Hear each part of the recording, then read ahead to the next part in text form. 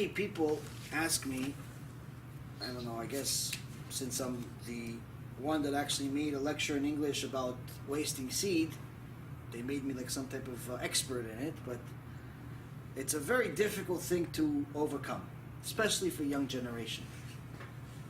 So how do you overcome an addiction? According to the Zohar Kadosh, wasting seed is the biggest addiction a human can possibly have.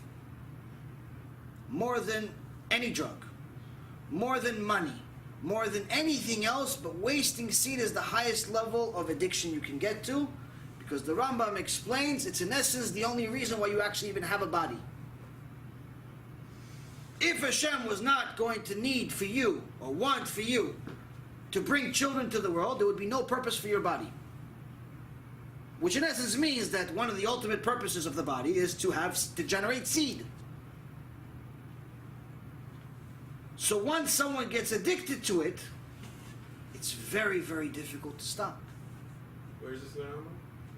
The Rambam, I'm talking about right now, in Ilchot Isurei Be'ah, which we'll go into in a second. So now, how do you overcome this? How do you overcome this huge desire? So in Ilchot Isurei Be'ah, Perek 22, Chaf Bet, Halacha 21. The Rambam says the following.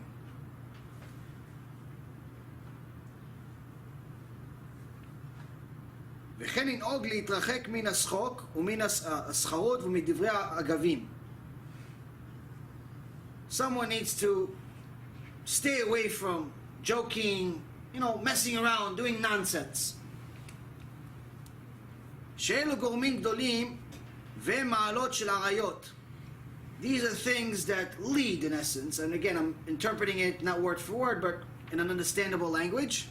These are things that lead to the crime of promiscuity, to the sin of sex crimes.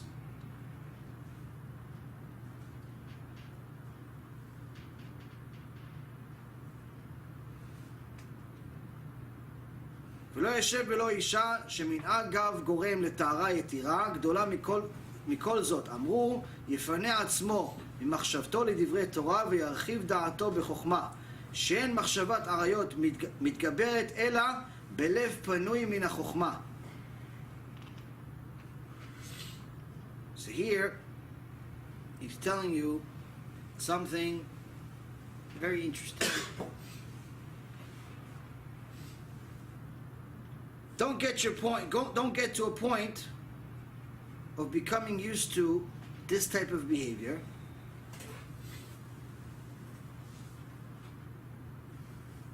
And don't empty your mind from Torah, midivre Torah, and distance your thinking from wisdom. שאין מחשבת עריות מתגברת אלא בלב פנוי מן החוכמה. Because the thought of arayot, which is a sex crime, promiscuity, immodesty, and so on, only takes hold of a lev panui, an empty heart, mina chokhmah. The thought of promiscuity, sex, all of those thoughts that are distanced from Hashem are only going to enter a mind that's far away from wisdom. And what is wisdom? We know it's Torah. So in so many words, the Rambam is teaching us his secret of how to overcome wasting seed. And really how to overcome all sins. Don't sit there and do nothing. Learn Torah, but to such an extent that you always have some type of chidush or some type of thought, Torah-related thought on your mind. Whether it's Parashat Shavua, or the halakha you learned that morning, something you learn in a shiur, something going on in your mind. Because as soon as your mind is empty of any Torah thought, it's in essence considered an empty mind. Once it's an empty mind, you're leaving the door open for promiscuity to enter, because that's in essence what your body is asking for. As soon as your body feels there's a need for him to do something, because your neshama is bored, that's what the body was doing. So, the secret, learn. It's not such a big secret. So now, I had a couple of Talmidei Yeshiva and actually a couple of Avrachim. They contacted me about this issue. And one guy told me, listen, I learn. Mavrech, I learn. Serious. This, that, the other thing. But I still have this problem. I said, get married. He said, I'm married. I have kids. I have kids. And I still have this problem. As soon as I have free time, Ben Azmanim, or my wife goes to sleep, immediately I put on something on the TV, on the computer, or the phone, or something, and destroy my life. How? How do I stop this? Rambam gave the answer. Rambam gave the answer. He's telling you that the only way you're going to get to a point of actually even desiring that sin is if you have a lev panui michokhma, meaning is if you have some space. You're leaving some space, you're not using all of your mind. And the answer was that yes, you're studying Torah, but not at your level. You're studying just to fill a void. You're studying because you have to go, you have to study. That's what you do at a kollel. They study Gemara, you study Gemara. They study Shulchan Aruch, you study Shulchan Aruch. You smoke 18 cigarettes a day. You make a couple of phone calls here and there. You talk with each other. You're studying. You're there, but you're not studying. You're studying. You know, they're studying and they're studying. So there's two things you have to do. One, get serious with studying. How? Do something called Ta'anit Dibur. When you're studying, don't talk. But anything mundane. It's not easy. It's not for the average person. But anyone that wants miracles in their life, do this for 2 hours a day for at least 90 days in a row. You want a serious miracle? Like, I'm not a miracle worker. I'm not a Kabbalist. I'm not anything. But I know this works. You want a serious miracle? You do Ta'anit Dibur, 2 hours. Serious learning. Now don't start learning like you're learning ABCs. Learn serious Torah for 2 hours straight. 2 hours every day for 90 days straight. You can become something special. Do it for longer, obviously even better. But 90 days straight, no breaks. Even if it's Yom Kippur. So that's one. 2 hours in a row? No, 2 hours you spread it over a week. Yeah, 2 hours in a row. What's the meaning if it's not 2 hours in a row? If it's not 2 hours in a row, it's not really studying. If you're studying 5 minutes in the morning, 5 minutes in the afternoon, 5 minutes then, and you can study it over a period of a week. If it's 2 hours in a row, that's a serious study. The Arizal actually said that if you're not studying for 4 hours in a row, you didn't really study. But we're not at that level. Let's go to 2 hours. 2 hours in a row of serious study. That's step number one. 2, study things that are at your level. Which for him, for this specific Avrech, what he was studying was not at his level. It was fine. He was studying Gemara. It was good. It was just tochen mayim, grinding water. Had to do something a little bit more difficult. And Baruch Hashem, he did it, changed his life. Marriage got better, kids got better, life got better, everything got better.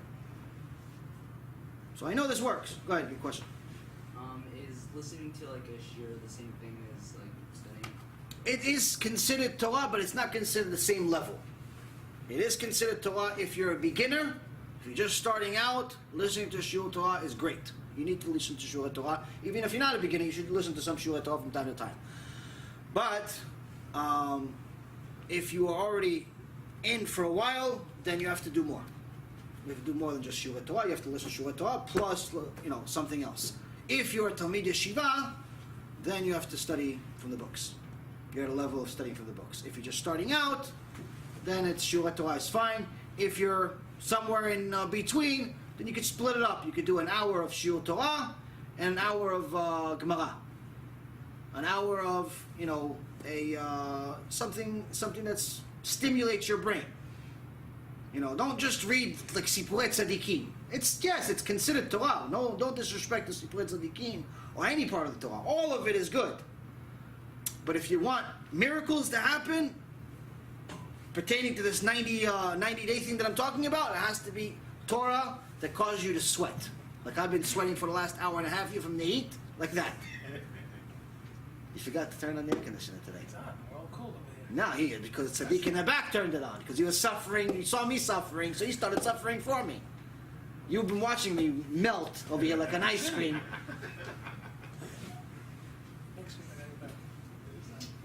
So, where does Rambam get his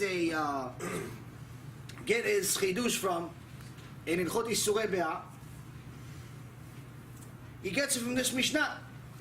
Because this Mishnah says, "Amalech bederech yechidi umefane libo lebetala." One who turns his heart to idleness. Person that leaves his heart open to shtuyot, to nonsense. He's thinking about baseball and basketball games. He's thinking about the stock market of what's going to happen tomorrow when the market opens at 9:30. He's thinking about stock options that he bought and whether it's going to expire on Friday. He's thinking about the girl that he met, whether she's the one or she's not the one. He's thinking about what is he going to do this weekend. He's thinking about shtuyot. He's thinking about this world. He's not thinking about the next world, the real world. He says, him, for sure he's going to create demons. Maybe not now, in an hour from now. It's going to mitzvah. Maybe not now, maybe in an hour from now. Maybe 2 hours. But he's definitely going to create demons tonight. Why? His heart is empty. There's no chokhmah in it. There's nothing there. He's wasting his life.